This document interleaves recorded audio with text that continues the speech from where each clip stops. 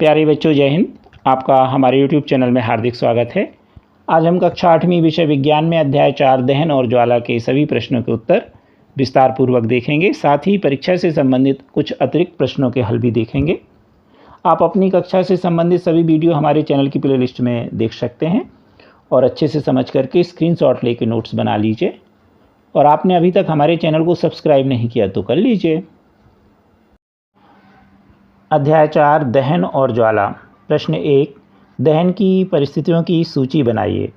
उत्तर, दहन के लिए आवश्यक परिस्थितियां हैं ऑक्सीजन, ईंधन, ऊष्मा। यहाँ पर वह ऊष्मा जो ईंधन का ताप ज्वलन ताप से अधिक करने में आवश्यक हो। तो ऑक्सीजन सहायक होती है, ईंधन वह जिसे हम जला रहे और वह ऊष्मा जो उसको ज्वलन ताप प्रदान करती है। ये तीन परिस्थितियों में ही दहन अर्थात जलने की क्रिया होती है। प्रश्न 2, रिक्त स्थानों की पूर्ति कीजिए। पहला, लकड़ी और कोयला जलने से वायु का खाली स्थान होता है। तो यहाँ आएगा प्रदूषण, क्योंकि इसमें अपशिष्ट पदार्थ बहुत अधिक मात्रा में निकलते हैं। दूसरा, घरों में काम करने वाला एक द्रव ईंधन खाली स्थान है। तो जो हम घरों में आपके खाना वगैरह बनाने के लिए सिलेंडर उपयोग होते हैं वह LPG गैस वाले होते हैं। इसे हम द्रव पेट्रोलियम गैस भी कहते हैं। तीसरा, जलना प्रारंभ होने से पहले ईंधन को उसके खाली स्थान तक गर्म करना आवश्यक है। तो उसके ज्वलन ताप तक गर्म करना आवश्यक है। यदि कम रहेगा तो आग नहीं पकड़ेगी। चौथा, तेल द्वारा उत्पन्न आग को खाली स्थान द्वारा नियंत्रित नहीं किया जा सकता है। तो तेल और विद्युत की जो आग है उसे जल द्वारा नियंत्रित नहीं किया जाता। प्रश्न 3, समझाइए कि मोटर वाहनों में CNG के उपयोग से हमारे शहरों का प्रदूषण किस प्रकार कम हो रहा है। तो जो CNG गैस है यह सल्फर और नाइट्रोजन के ऑक्साइड बहुत कम मात्रा में उत्पन्न करती है, अर्थात प्रदूषण बहुत कम करती है। यह पेट्रोल और डीजल की अपेक्षा एक स्वच्छ ईंधन भी है। इससे हमारे शहरों का प्रदूषण कम हुआ है। प्रश्न 4, ईंधन के रूप में LPG और लकड़ी की तुलना कीजिए। तो LPG लकड़ी की अपेक्षा आसानी से जलता है और अधिक ऊष्मा देता है, जबकि जो लकड़ी है वो यह क्या करती है, राख और धुआं बहुत अधिक मात्रा में उत्पादित करती है। यह एक स्वच्छ ईंधन है, यानी LPG जो है ये एक स्वच्छ ईंधन है। यह वायु को प्रदूषित नहीं करती LPG, जबकि लकड़ी वायु को बहुत अधिक मात्रा में प्रदूषित करती है। प्रश्न 5, कारण बताओ। पहला, विद्युत उपकरण से संबंध आग पर नियंत्रण पाने हेतु जल का उपयोग नहीं किया जाता। तो जो घरों में हमारे विद्युत होती है उसमें जब आग लग जाती है तो जल का प्रयोग नहीं करते, क्योंकि जल विद्युत का सुचालक है और इससे आग बुझाने वाले व्यक्ति को करंट लग सकता है। इसलिए विद्युत उपकरण से संबद्ध आग पर नियंत्रण पाने हेतु जल का उपयोग नहीं किया जाता है। दूसरा, LPG लकड़ी से अच्छा ईंधन घरेलू ईंधन है।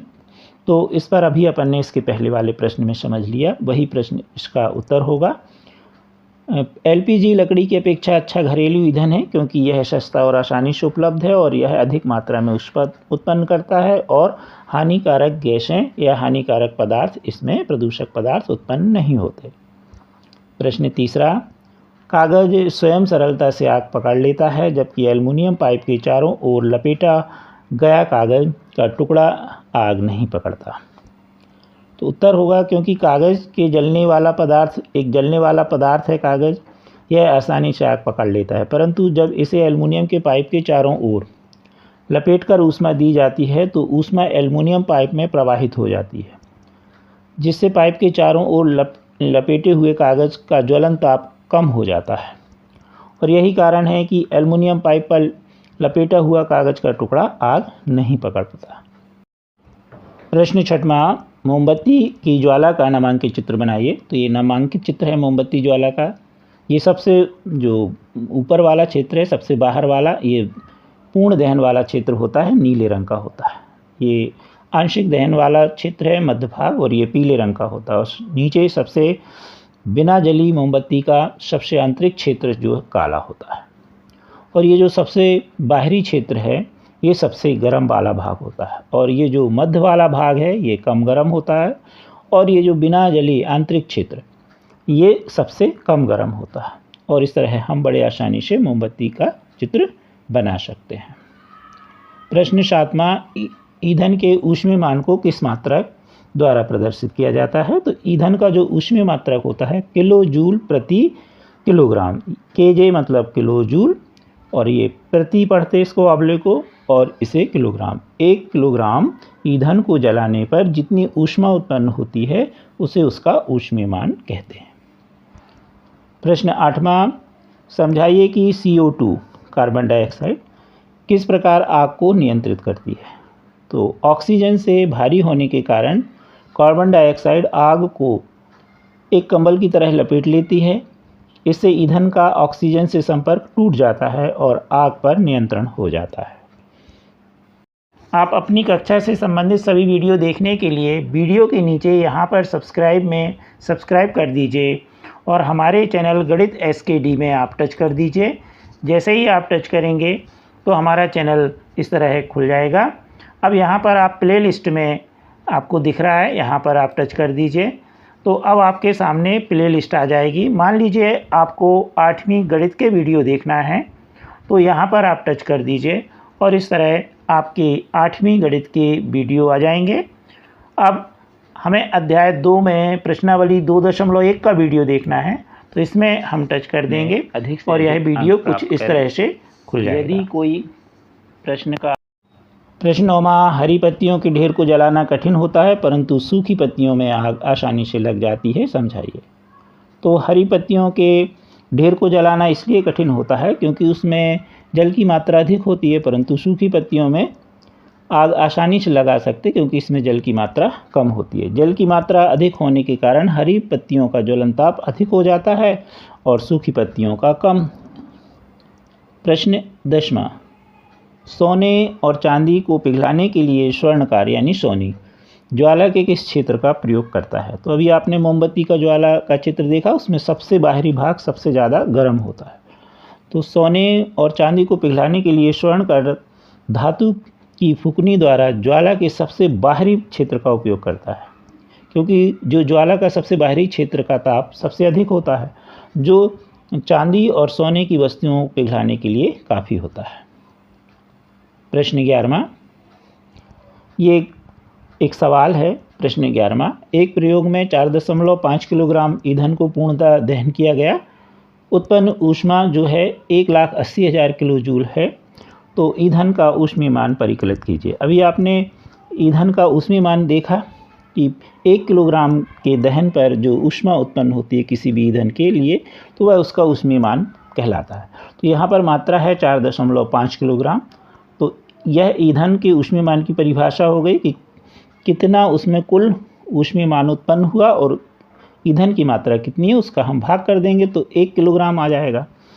1 किलोग्राम से कितनी ऊष्मा उत्पन्न हुई तो ये उसका सूत्र हो गया। अब उत्पन्न कितनी ऊष्मा है? 1,80,000 किलो जूल। कुल ईंधन की मात्रा कितनी है? 4.5 किलोग्राम।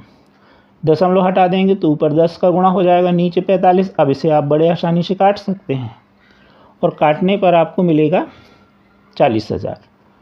तो ईंधन का उसमें मान हो जाएगा 40,000 किलो जूल प्रति किलोग्राम, यानी 1 किलोग्राम जलाने पर इतना ही मात्रा हमें ऊष्मा की प्राप्त हुई। तो यह इसका उत्तर होगा। प्रश्न 12वां, क्या जंग लगने के प्रक्रम को दहन कहा जा सकता है? विवेचना कीजिए। तो हाँ, कहा जा सकता है। जंग लगने के प्रक्रम को दहन कहा जा सकता है क्योंकि यह दहन की मंद प्रक्रिया है। जंग लगने की प्रक्रिया में वायुमंडल में आर्द्रता में उपस्थित ऑक्सीजन की उपस्थिति में होती है और आप देखते हो उसमें जंग लग जाती है।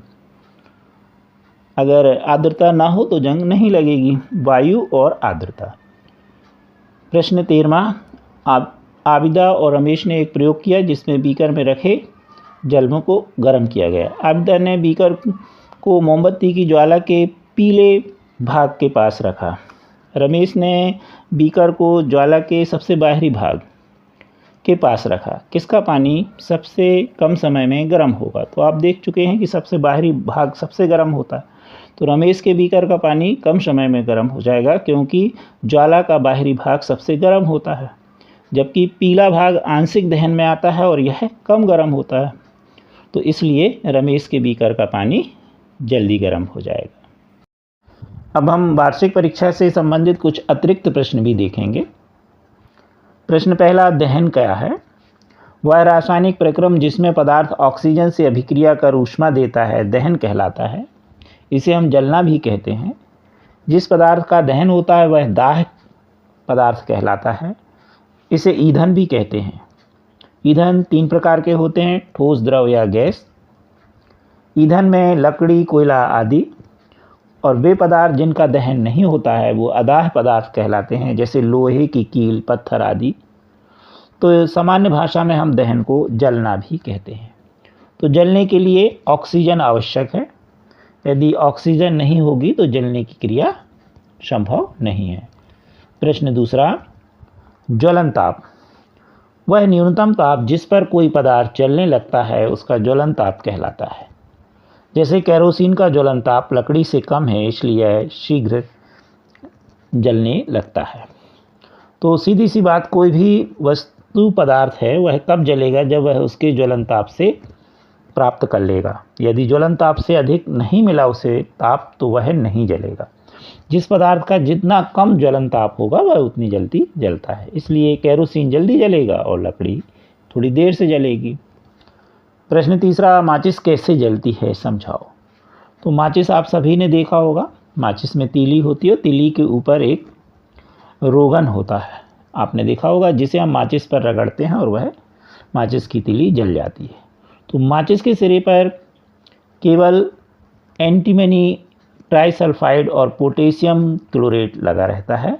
रगड़ने वाली जगह माचिस में जो होती है वह चूर्णित कांच यानी पिसा हुआ कांच और थोड़ा सा उसमें लाल फास्फोरस लगा देते हैं, जो कम खतरनाक है। श्वेत फास्फोरस, सफ़ेद फास्फोरस ज़्यादा खतरनाक है, जबकि लाल फास्फोरस कम। जब माचिस की तिली को खुरदुरी सतह पर रगड़ते हैं तो कुछ लाल फास्फोरस श्वेत फास्फोरस में परिवर्तित होकर के और यह तुरंत माचिस की तिली के सिरे पर लगे पोटेशियम क्लोरेट से अभिक्रिया कर पर्याप्त ऊष्मा उत्पन्न करता है, यानी दहन की प्रक्रिया होती है, जिससे एंटीमनी ट्राइसल्फाइड का दहन प्रारंभ हो जाता है और माचिस की तिली जल जाती है। तो यह भी आपसे पूछा जा सकता है कि माचिस की तिली पर कौन सा फास्फोरस लगा रहता है? तो लाल फास्फोरस। श्वेत फास्फोरस उसका ज्वलन ताप बहुत कम होने के कारण बहुत जल्दी जलने लगता है और उसे हम खुले में नहीं रख सकते। प्रश्न 4, ज्वलनशील पदार्थ क्या हैं? जिन पदार्थों का ज्वलन ताप बहुत कम होता है और ज्वाला के साथ सरलतापूर्वक आग पकड़ लेते हैं वे ज्वलनशील पदार्थ कहलाते हैं। जैसे पेट्रोल, अल्कोहल, द्रव पेट्रोलियम गैस जिसे हम एलपीजी भी कहते हैं, ये सभी। परंतु लकड़ी, कोयला ये क्या है? ये ज्वलनशील पदार्थ नहीं है। क्यों? इनका ज्वलन ताप बहुत कम नहीं होता। जलते तो हैं लेकिन बहुत जल्दी नहीं जलते। प्रश्न 5वां, आदर्श ईंधन क्या है? तो आदर्श ईंधन वह है जो सहज उपलब्ध हो, यानी आसानी से प्राप्त हो जाए, सस्ता हो और वायु में सामान्य दर से सुगमता पूर्वक जलता है। यह अधिक मात्रा में ऊष्मा उत्पन्न करता है।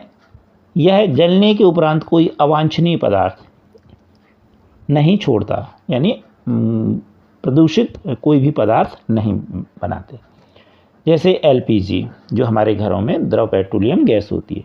परंतु वास्तव में संभव होता है ऐसा कोई भी ईंधन नहीं है जो एक आदर्श ईंधन हो, लेकिन हम एलपीजी को मान लेते हैं इसके लिए। प्रश्न 6, ऊष्मीयमान क्या है? किसी ईंधन के 1 किलोग्राम के पूर्ण दहन से प्राप्त ऊष्मा ऊर्जा की मात्रा को हम उसका ऊष्मीयमान कहते हैं।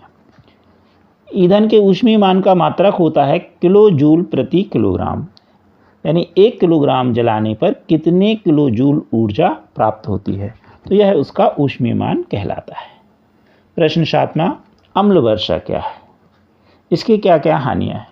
तो कोयले और डीजल के दहन से सल्फर डाइऑक्साइड गैस निकलती है। इसके अलावा पेट्रोल इंजन फैक्ट्रियों में से नाइट्रोजन के ऑक्साइड, सल्फर डाइऑक्साइड आदि जो है सल्फर और नाइट्रोजन के ऑक्साइड बनते हैं और ये क्या करते हैं? वर्षा के जल में घुल जाते हैं बादलों में, और बादलों में घुलने पर ये बनाते हैं अम्ल, सल्फ्यूरिक अम्ल, नाइट्रिक अम्ल इत्यादि। और इस प्रकार वो अम्ल क्या होते हैं, वर्षा के जल में घुल जाते हैं।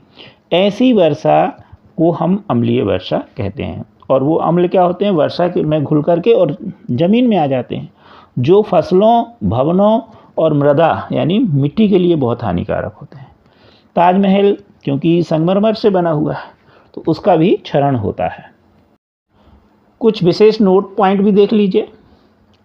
कार्बन डाइऑक्साइड से ग्लोबल वार्मिंग का खतरा रहता है क्योंकि इससे पृथ्वी का ताप बढ़ रहा है। ग्लोबल वार्मिंग का मतलब पृथ्वी का तापमान का बढ़ना। दूसरा, दहन के प्रकार में तीव्र दहन, मंद दहन और विस्फोटक। जैसे फटाके आपने देखे होंगे तो ये काय में आते हैं, आपके विस्फोटक में। मंद दहन लकड़ी वगैरह हो गया जलना, और तीव्र दहन जैसे पेट्रोल वगैरह हम जलाते हैं यदि। तो प्रश्न इसी में नोट पॉइंट में, ईंधन के अपूर्ण दहन से कार्बन मोनोऑक्साइड निकलती है और पूर्ण दहन से कार्बन डाइऑक्साइड। कृपया हमारे वीडियो को लाइक एवं शेयर अवश्य कीजिए, और अभी तक आपने हमारे चैनल को सब्सक्राइब नहीं किया तो कर लीजिए। Thank you.